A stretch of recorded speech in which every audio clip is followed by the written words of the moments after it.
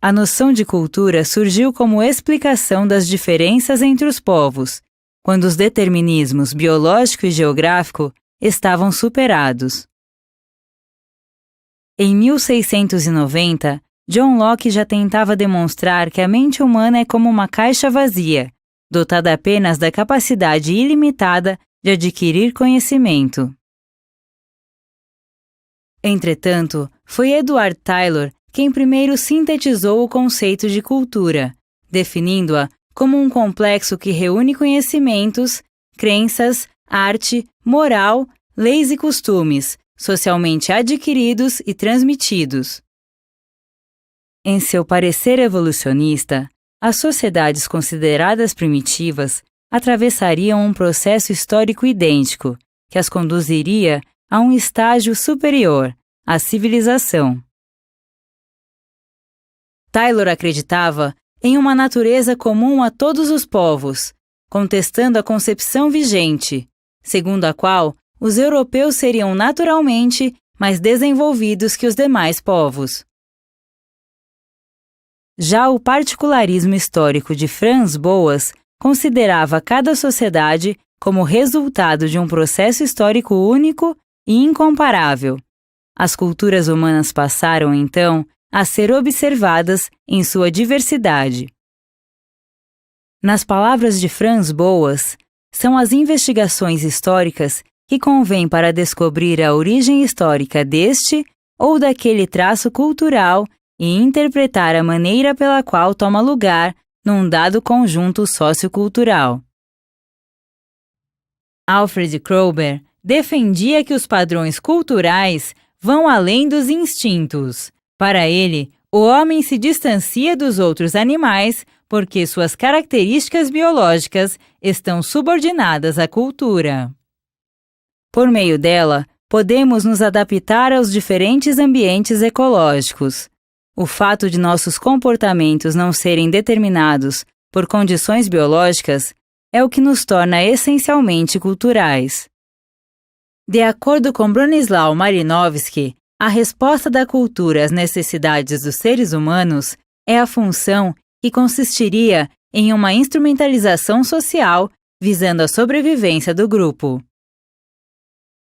Foi Malinowski quem criou o método da observação participante, pelo qual o investigador passa a conviver com a sociedade estudada a fim de entender, por dentro dela, seus significados e inter-relações culturais. Claude Lévi-Strauss concebia que a cultura se traduz em normas, estruturas no interior das quais são estabelecidas diversas relações entre os elementos, grupos e instituições sociais que as constituem. Certos elementos dessas estruturas, como as regras de parentesco, resolvem questões humanas universais e estão presentes em todas as sociedades. Assim, podem ser interpretados com base nas mesmas matrizes teóricas. A análise estrutural pressupõe que, embora singulares e inerentes a sociedades com diferentes níveis de complexidade, as combinações de elementos característicos de cada cultura são comparáveis entre si. De modo geral, Lévi-Strauss e os demais autores estruturalistas procuraram elucidar como as relações sociais interagem com os sistemas simbólicos de cada sociedade. Segundo Clifford Geertz, a cultura é um conjunto de significados partilhados por um grupo. Um observador só pode compreender a cultura alheia tendo consciência dos significados da sua própria sociedade. Os símbolos são veículos do pensamento, acessíveis ao investigador pelo estudo do conjunto de padrões culturais.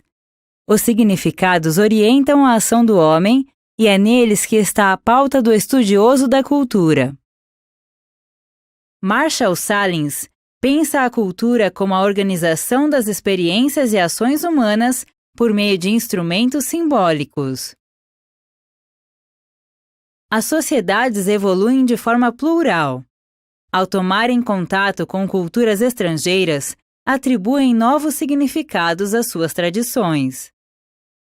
No âmbito de uma sociedade tribal, os sistemas econômico, político, ritual e ideológico não são realidades estanques ou distintas. Eles compõem um todo adaptado às circunstâncias históricas específicas. Se nas sociedades tribais o foco simbólico incide sobre as relações de parentesco, no mundo ocidental ele se volta para a economia. O dinheiro significa para o Ocidente o que o parentesco significa para o resto, afirma Salins.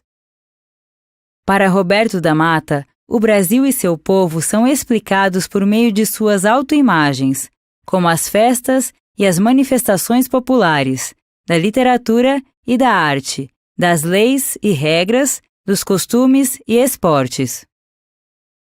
As contradições da sociedade brasileira são expressas pela existência de duas espécies antagônicas de sujeito, o indivíduo e a pessoa, que convivem em dois tipos de espaço social, a casa e a rua. Para ele, a distinção entre indivíduo e pessoa no Brasil vem à tona na famosa pergunta: "Você sabe com quem está falando?" Com essa interrogação autoritária, as pessoas, possuidoras de direitos, opõem-se aos indivíduos, tidos como nada mais do que parte da massa. A rua, sendo de todos, é simultaneamente vista como o ambiente negativo da impessoalidade e do anonimato, uma terra de ninguém onde são friamente impostos os preceitos da lei. Já a casa é a entidade moral da família, o lugar onde se manifestam a cordialidade, a hospitalidade, as relações afetivas, o diálogo entre iguais, é o reino dos direitos da pessoa em contraste com as restrições públicas.